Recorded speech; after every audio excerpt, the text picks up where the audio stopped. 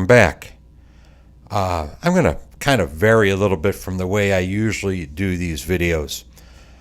I'm putting together the clutch and a primary here, obviously, and I'm going to kind of skip over the normal steps and kind of jump right to the problem. You know, if you've been watching these videos, this bike, this engine has had a number of booby traps built into it. There was a booby trap with the oil pump studs all being bent. There was another booby trap with the number 4 cam bushing. Number 4, number 1, I don't know. One of the cam bushings wasn't reamed and it was binding. There was a problem with the number 3 cam gear being oversized and not matching to the rest of the cams, causing the engine to be bound up. And indeed, when I put this primary and this clutch together, I find yet another booby trap in the clutch. As it ends up turning out, there was a combination of parts used for various years that didn't quite work as intended. So the first part of this is just the clutch going together normally. And I'm going to stop along the way here as the occasion arises and show you where I should have begun to notice problems. And I didn't until I had it all put together and found out it didn't work right.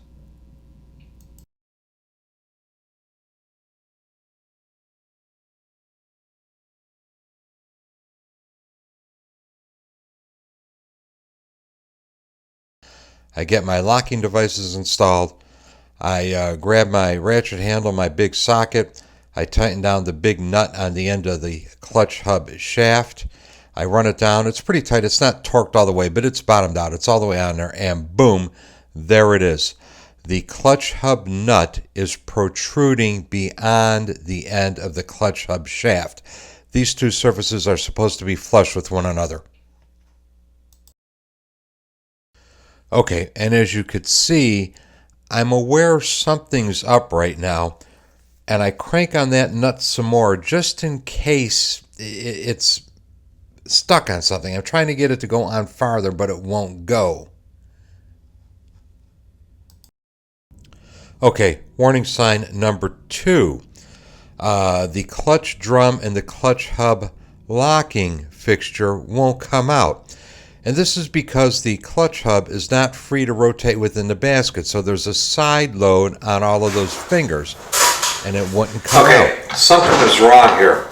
The clutch hub should freewheel inside the clutch drum. So we're going to pop this off of there and see what's wrong. A little bit ago, I said something along the lines of the clutch hub was locked up on the clutch basket and the two could not rotate separately from one another. You may be able to recall that, you may not.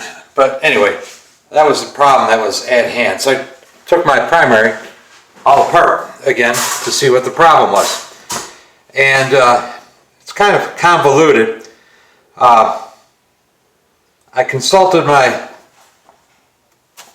period correct parts manual, and it turns out that there's at least a couple of different combinations of clutch hubs, inner spacers, bearing races, and spacers.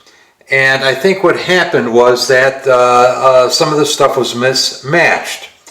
The long and the short of it is this. When the spacer is installed on the clutch shaft, main shaft clutch part, it pinches up against a washer and the inner bearing race. The inner bearing race is supposed to come in contact with this surface here before any other part of this comes in contact with the clutch. Well, that wasn't happening. What was happening was that the clutch hub was making contact with the clutch basket in this area here. So that when I tightened the big nut down, instead of tightening the whole stack up on the spacers and the bearing races, I was actually tightening it onto the drum, which is why I wouldn't rotate. As it turns out, there was a little clearance into which I could drive this grease seal a little farther. So I drove this grease seal in a little bit farther, maybe another 1/16 of an inch, and I had a 1/16 of an inch of metal sticking out above the grease seal. I ground that all off to buy some clearance. It wasn't enough. I had I had 3 extra inner spacers. They're different lengths. I took the longer one, and I use these because these are exactly the same outer diameter and inner diameter as this bearing race that's inside here.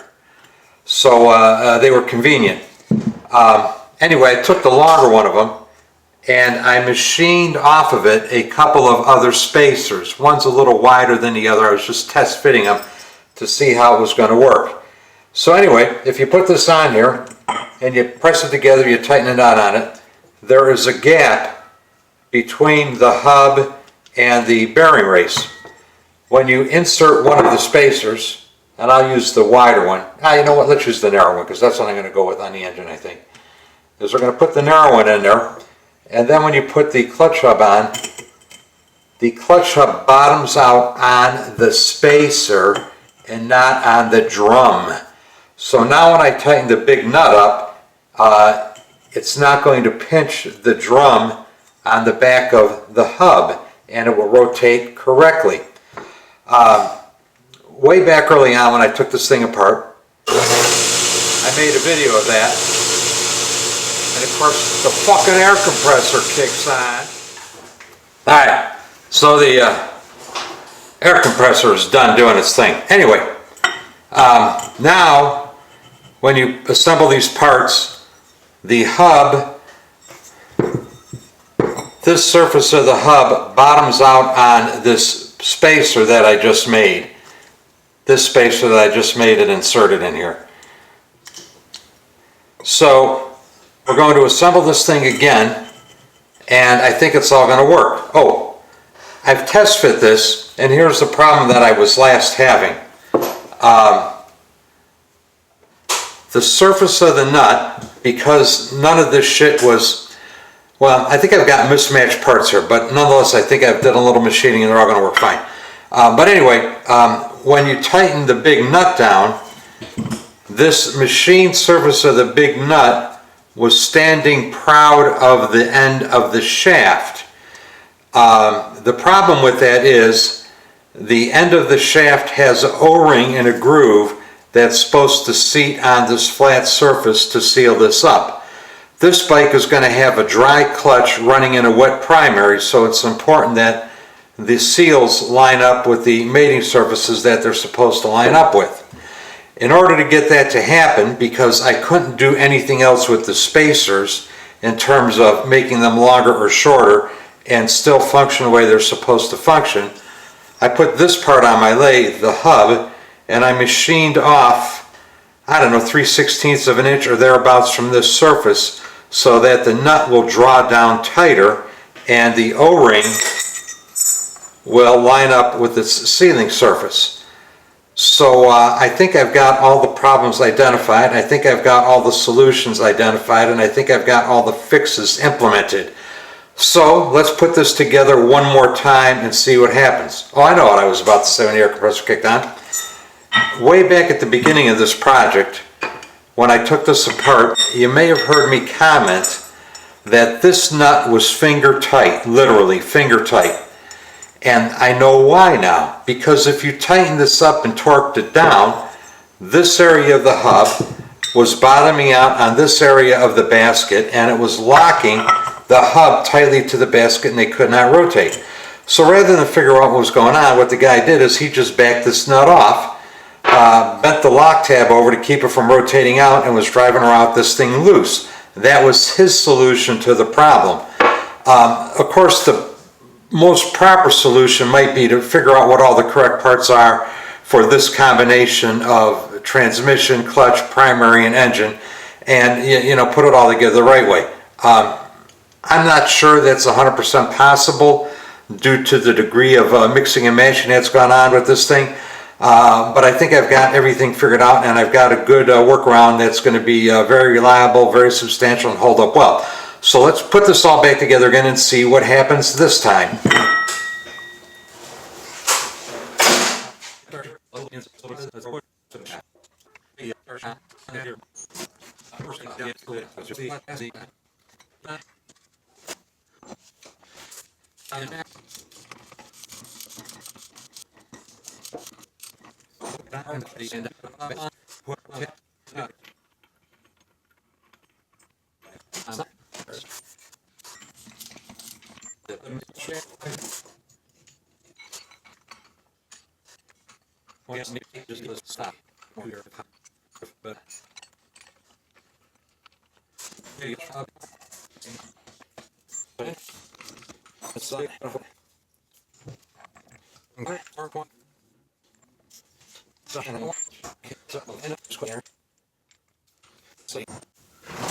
Let's remove the locking devices.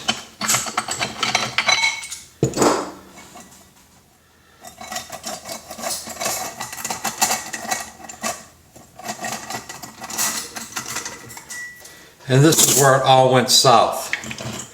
Notice the clutch hub rotates freely inside the drum. The nut is just about flush with the face of the shaft. I'm happy with this. This is good to go. I'm happy with this. So the rest of this is pretty routine. Slide the clutch plates in, slide the pressure plate in, slide the spring cups in, slide the springs in, put the spring retainer in, tighten the nuts up, adjust the nuts, and it's all routine. No sense boring you with those details.